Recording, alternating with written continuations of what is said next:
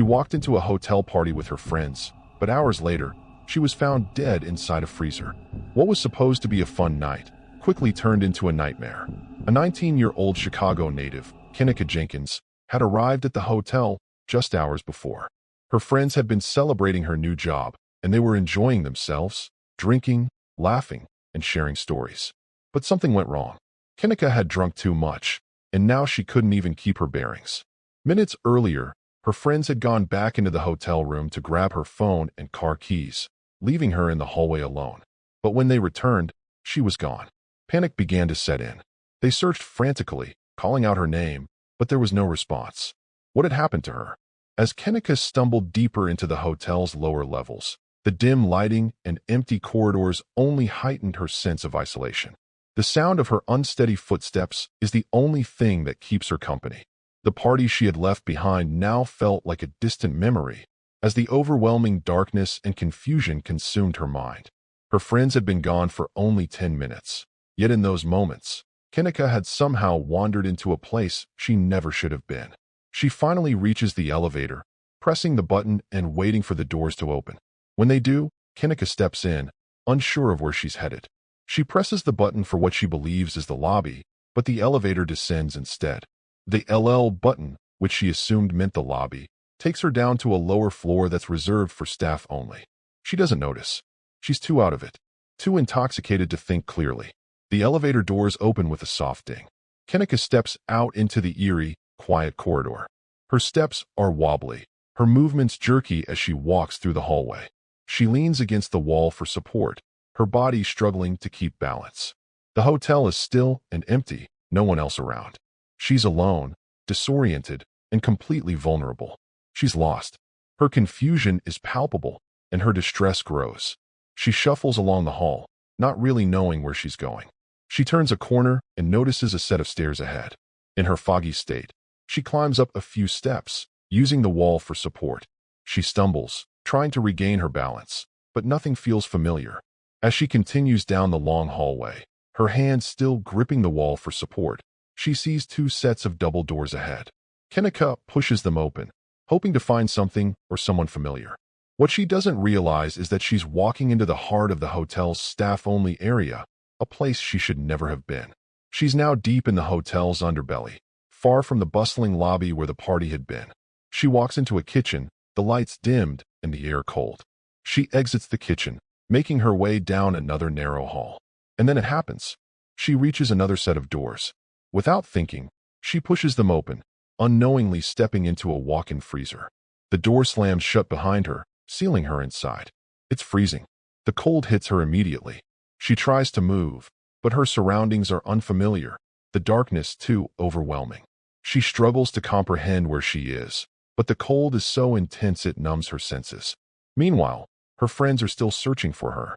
They walk through the lobby, eyes darting around, scanning for any sign of Kenneka. They don't realize that she's already in the freezer, struggling to survive. They search in every corner, calling her name, but the hotel is massive, and their calls echo in vain.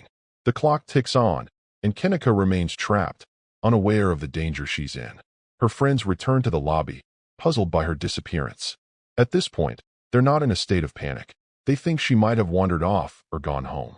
But soon, their concern grows. It's been hours. They can't find her, and now they're starting to realize something's terribly wrong. At 12:30 a.m., the hotel staff makes a chilling discovery. Kenneka's body is found in the walk-in freezer, cold and lifeless. Her hair, once straight and smooth, is now tangled and frizzy, her clothes dirty, and her face pale from the cold. The freezer door had locked behind her, trapping her in a frozen hell. Kenneka's mother, Teresa Martin, is notified of the discovery. Her grief is immediate, overwhelming. She races to the hotel, desperately hoping for a different outcome. But as she enters the hotel and is led to a private room, the unimaginable becomes reality. Her daughter is gone. The autopsy confirms the cause of death, hypothermia due to prolonged cold exposure. The report notes alcohol and topiramate, a medication often used for seizures and migraines, in Kenneka's system. It's clear that the combination of these substances, along with the cold temperatures of the freezer, led to her tragic demise. Yet, Despite the medical findings, a storm of conspiracy theories swirls around the case. People question what really happened that night. Was Kenneka's death an accident? Or was it something more sinister? Could someone have locked her in the freezer? Was there foul play involved? Teresa Martin, devastated and searching for answers, sues the hotel, accusing them of negligence. She claims that the hotel failed to secure the staff-only areas, leaving Kenneka vulnerable to the freezing conditions.